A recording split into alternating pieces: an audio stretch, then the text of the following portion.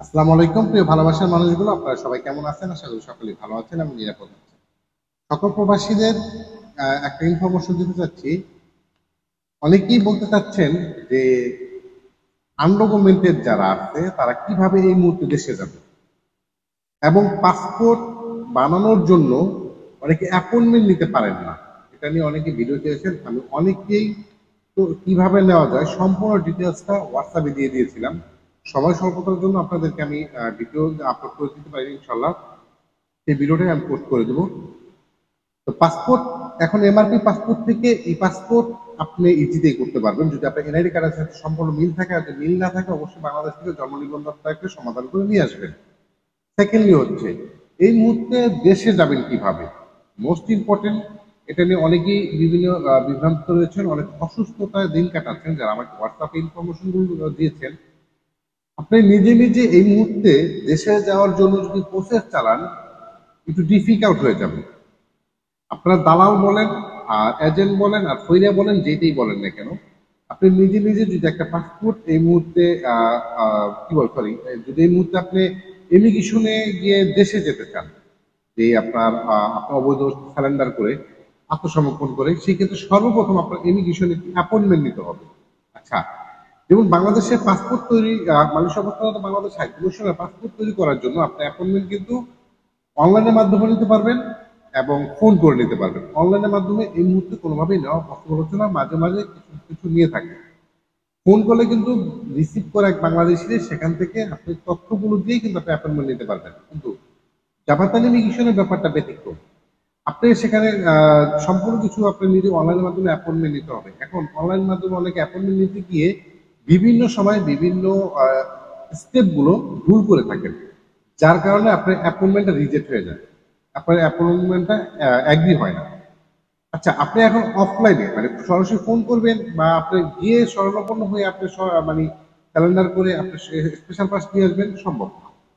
সেই ক্ষেত্রে এই মুহূর্তে অনেকে ভাবে যে ৩-৪ হাজার টাকা লাগতেছে, এত টাকা কেন লাগে? তাই এটা এভিগেশন থেকে কিছু জায়গায় ধার্য করে দিয়েছিল, এর আগে বলেছিল ১ বছরের অধিক হলে মেবি আপনার ৩,০০০ রিঙ্গিতের উপরে লাগবে আপনার শুধু জরিমানা। তারপরে কিন্তু আপনার টিকিট করতে হবে। আদালত আনুষঙ্গিক যে একটা কাজ যদি আপনাকে কেউ করে দেয়, সে তাকে মিনিমাম ১-২০০ টাকা দিতে হবে।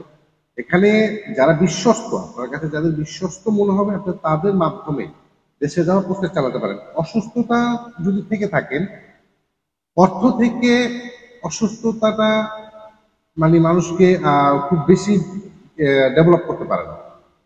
আপনি যদি জীবনে বেঁচে থাকেন আপনি অবশ্যই ইনকাম করতে পারবেন। তো আজকে দুটি বিষয় আপনাদের কাছে, দুটি বিষয় আপনারা কন্টিনিউ জানতে চান। যে পাসপোর্ট তৈরি করার জন্য আপনি এজেন্ট ধরতে চান, এটা হবে বোকামি। পাসপোর্ট আপনি সরাসরি নিজে নিজে করতে পারবেন কোনো দ্বিধাদ্বন্দ্ব ছাড়া। আপনি যদি দেশে যেতে চান এই মুহূর্তে, সেই ক্ষেত্রে আপনি কোনো বিশ্বস্ত যারা এই সকল কাজ করে থাকে বা আপনি নিজের বসের সাথে কমিউনিকেশন করতে পারেন, শর্ট টাইমে আপনার বছর করে দেবে। তাও মিনিমাম 2 থেকে 3 সপ্তাহ লেগে যায় বর্তমানে। তো ইমিগ্রেশনে এই মুহূর্তে সাধারণত যেটা ঘোষণাটা স্টপ আছে বা নাই, শেষ হয়ে গিয়েছে সময়সীমাটা, সেক্ষেত্রে আপনার এই মুহূর্তে দেশে যেতে হলে একটু হ্যারেজের শিকার হতেই হবে। আর সেটাকে সামনে রেখেই কিন্তু আপনার এই দেশে যাওয়ার প্রচেষ্টা চালাতে হবে। নিজে নিজে করতে গেলে আপনি অর্থ যেরকম আপনার ব্যয় হবে, ওরকম আপনি আনসাকসেস হওয়ার সম্ভাবনা বেশি থাকবে। যারা পাসপোর্ট অ্যাপয়েন্টমেন্ট এবং পাসপোর্ট পোস্টাজুতে আসলে, অনেক বলতেছেন ভাই ১.৫ মাস হয়ে গেল, ১ মাস হয়ে গেল, এখন পোস্টাজুতে পাসপোর্ট আসতেছে না। এটা নিয়ে অনেকেই প্রশ্ন করেছেন, অনেকে সরাসরি হাই কমিশনে গিয়েছেন, এরকমও ব্যক্তি আছে ৩ বার গিয়েছেন। আচ্ছা ভাই, হাই কমিশনার আপনি গিয়ে কোনো লাভ হবে না। আপনার পাসপোর্ট এই মুহূর্তে পোস্টাল যদি অনেকের সময় দেখা যায় বারকোড দেয় না, যে ১ মাস ১.৫ মাস লেগে যায়, অনেক সময় একটু সময় লাগে।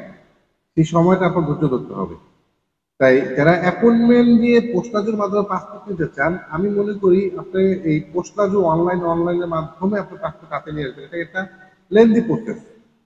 অনেকে নসিব ভালো হলে সাথে সাথে পেয়ে যান। সবচেয়ে বেটার হয় যদি আপনি সরাসরি হাতে হাতে যে পাসপোর্টটা কালেকশন করেন। মালয়েশিয়াতে বিভিন্ন সব প্রতি মাসে মিনিমাম 2 থেকে 3 বার পাসপোর্ট ডেলিভারি দিচ্ছে। সেক্ষেত্রে হাজার হাজার পাসপোর্ট ডেলিভারি দিচ্ছে। ইচ্ছা করলে আপনারা সেখান থেকেও কিন্তু পাসপোর্ট গুলো কালেক্ট করতে পারেন। তো যারা সহজ পন্থা খুঁজতে চান, তারা পোস্টাল যদি নিয়ে আসেন। আমার পোস্টাল যদি লেট হলে মানে পুরো হতাশা হয়ে যান। অবশ্যই আপনার পাসপোর্টটা পোস্টাল কাজ লেট হবে। আর যদি হাতে হাতে দিতে চান, তাহলে অ্যাপয়েন্টমেন্ট না নিয়ে পোস্টালের মাধ্যমে আপনি সরাসরি হাই কমিশনে চলে গেলে পাসপোর্টটা রিসিভ করতে পারেন। আশা করি বুঝতে পেরেছেন। ভালো থাকবেন, নিরাপদে থাকবেন। আর অনেকে একটা কথা বলেন, দেশে যাওয়ার সুযোগ 15 দিন 1 মাস পরে দিচ্ছে বা আগামী মাসে দেওয়ার সম্ভাবনা রয়েছে, তার জন্য অপেক্ষা করতেছেন। না, সেই সেই চিন্তাটা আপাতত করিয়েন না।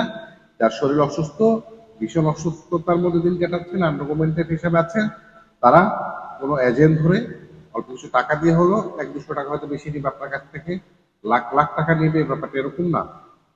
তো সেই মাধ্যমে আপনারা যেতে পারেন। সকলে ভালো থাকবেন, নিরাপদে থাকবেন। দেখা হবে নেক্সট কোনো ভিডিওতে। আসসালামু আলাইকুম।